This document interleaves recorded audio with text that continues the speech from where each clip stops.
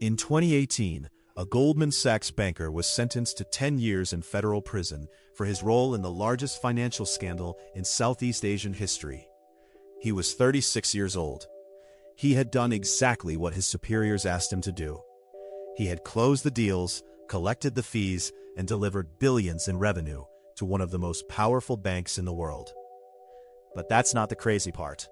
The crazy part is that while he was being handcuffed and led into a federal courthouse, the senior Goldman Sachs executives who had approved every deal he made, who had signed off on every transaction, who had collected millions in bonuses from the fees his work generated, were still sitting in their corner offices on Wall Street, still collecting their salaries, still running one of the most powerful financial institutions on the planet.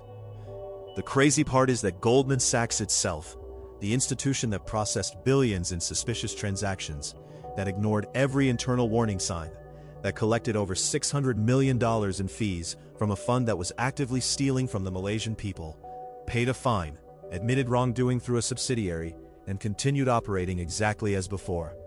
No executives went to prison. No licenses were revoked. The bank is still there. And the craziest part of all, the bonus that his boss collected in the year the crimes were being committed was larger than the prison sentence he received in years. While one man lost his freedom, another man lost nothing. His name is Roger Ng, and his boss is Tim Leissner. And the institution behind both of them is Goldman Sachs. And by the end of this video, you are going to understand exactly how the most powerful bank in the world facilitated the greatest theft of public money in history, let one man take the fall, and paid its way back to respectability with money that wasn't even its own. This is the story of what really happened inside Goldman Sachs during 1MDB. To understand this story, you need to understand what Goldman Sachs is and what it represents in the global financial system. Goldman Sachs is not just a bank. It is the institution that has produced more treasury secretaries, more central bank governors, more senior financial regulators across more countries than any other single organization on earth. Its alumni run the European Central Bank, the Bank of England, the Italian Treasury, and dozens of other critical financial institutions. When Goldman Sachs says a deal is legitimate, the world listens. This reputation was not built accidentally. Goldman Sachs recruits from the very best universities, pays extraordinary salaries, and demands from its employees a level of performance and discretion that turns them into institutional loyalists. The culture inside Goldman is one of absolute dedication to the deal, to the client, and to the firm. Questions that might slow down a transaction are not encouraged. Revenue is. Tim Leissner understood this culture perfectly. He was Goldman's Southeast Asia chairman, a German-born banker who had spent years building relationships with political elites across the region. He was charming, multilingual, connected at the highest levels of Asian government and business. He was exactly the kind of banker Goldman valued because he could open doors that others couldn't. Roger Ng was his deputy, a Malaysian Chinese banker, quieter than Leissner, more technically focused, the man who executed the deals that Leissner originated. Where Leissner was the face and the relationship, Ng was the machinery. He processed the documentation, coordinated with other banks, ensured the transactions moved through the Goldman system smoothly. He was good at his job in the way that Goldman defined good. In 2009, Leissner met Joe Low. The encounter would change everything. Joe Low presented himself as the indispensable middleman between Malaysian government money and international financial markets.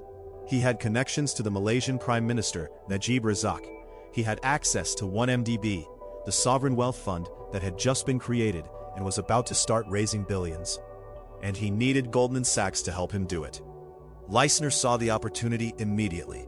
The fees that 1MDB transactions would generate were extraordinary. Where a typical bond issuance might generate fees of 0.5%, Joe Low was offering Goldman fees of between 9 and 11% of the total transaction value. For a $6.5 billion series of bond deals, that meant fees of between $500 and $700 million. In the history of Goldman Sachs, no single client relationship had ever generated that kind of fee income from that few transactions. The question that should have been asked, that had to have been asked by anyone with basic financial literacy, was why? Why was 1MDB willing to pay fees 10 times higher than market rate? The answer had anyone wanted to find it, was obvious, because the people authorizing the payments were not paying with their own money. They were paying with Malaysian government money, and a portion of those extraordinary fees was being kicked back to the people who authorized the transactions. Goldman's internal compliance systems flagged concerns about the 1MDB transactions multiple times. The fees were anomalous. The fund's governance structure was unusual. The involvement of Joe Low, who had no official role in 1MDB but seemed to control everything, was a red flag that any competent compliance officer should have escalated. Eng has denied receiving bribes throughout his legal proceedings. Between 2012 and 2013, Goldman Sachs arranged 3 bond issuances for 1MDB, raising a total of $6.5 billion. The fees Goldman collected were approximately $600 million. The bonds were sold to institutional investors around the world, who were told the proceeds would be used for legitimate Malaysian development projects. Instead, approximately $4.5 billion was stolen. Leisner knew. Not everything, perhaps, but enough. He knew that Joe Low was controlling money that was supposed to go to the Malaysian government. He knew that the fees were being distributed in ways that violated Goldman policies and American law. He knew that something was wrong, and he chose to continue because the alternative was to stop a transaction that would make him and his firm extraordinarily wealthy. The fraud unraveled slowly and then all at once. When investigators began following the money in 2015, the Goldman transactions were impossible to ignore. $6.5 billion had gone in. Almost nothing legitimate had come out. The trail led directly to Goldman's bond deals, and the trail inside those deals led to Leisner and Eng. In 2018, Tim Leisner pleaded guilty to conspiracy to launder money and conspiracy to violate the Foreign Corrupt Practices Act.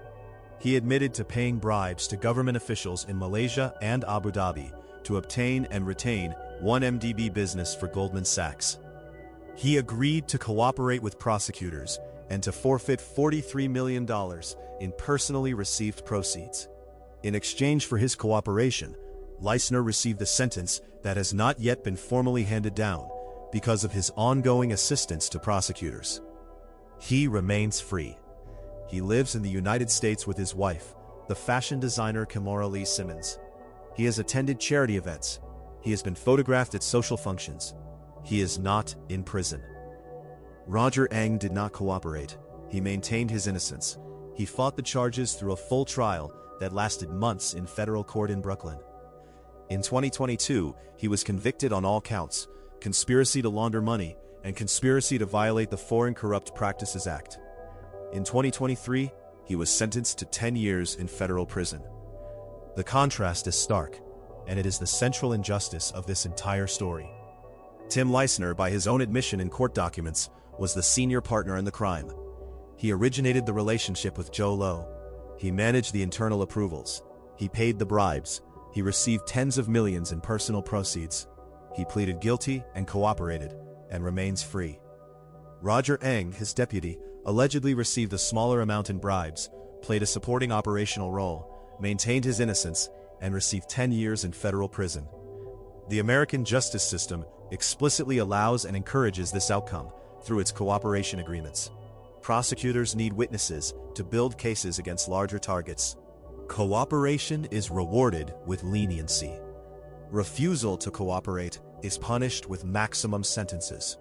The logic is defensible in the abstract, but in this specific case, it produced an outcome where the man with more culpability and more personal gain is free, and the man with less culpability is in prison. And then there is Goldman Sachs itself. In 2020, Goldman Sachs reached a settlement with the U.S. Department of Justice, the Malaysian government, and regulators in multiple countries. Goldman agreed to pay approximately $3 billion in fines and penalties. Its Malaysian subsidiary pleaded guilty to criminal charges. Goldman admitted that its employees had paid bribes and violated American law. The $3 billion penalty sounds enormous. It is not. In the year the settlement was announced, Goldman Sachs reported annual revenue of $44 billion. The fine represented less than 7% of 1 year's revenue. No senior Goldman executive was charged with any crime. No Goldman executive went to prison. The CEO at the time of the crimes Lloyd Blankfein, retired in 2018 with a compensation package worth tens of millions.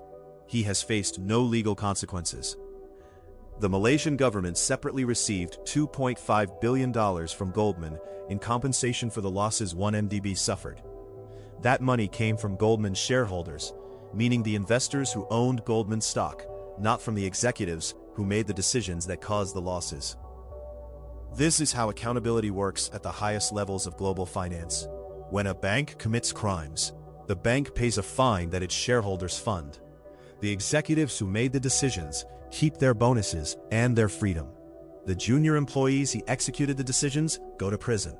And the institution continues operating, its reputation temporarily damaged, but its fundamental position in the global financial system unchanged. Roger Ng is currently serving his sentence in a federal prison. He has continued to maintain his innocence, and his lawyers have filed appeals challenging his conviction on multiple grounds.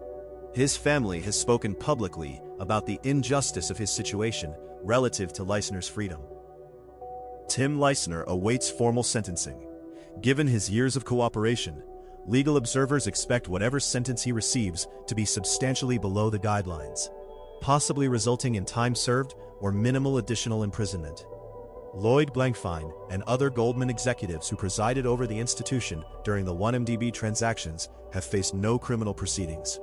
They have given depositions, they have answered questions, they have written checks on behalf of their shareholders. They have not been handcuffed. The Goldman Sachs 1MDB case is ultimately a story about how financial institutions that are too big to fail become financial institutions that are too important to prosecute.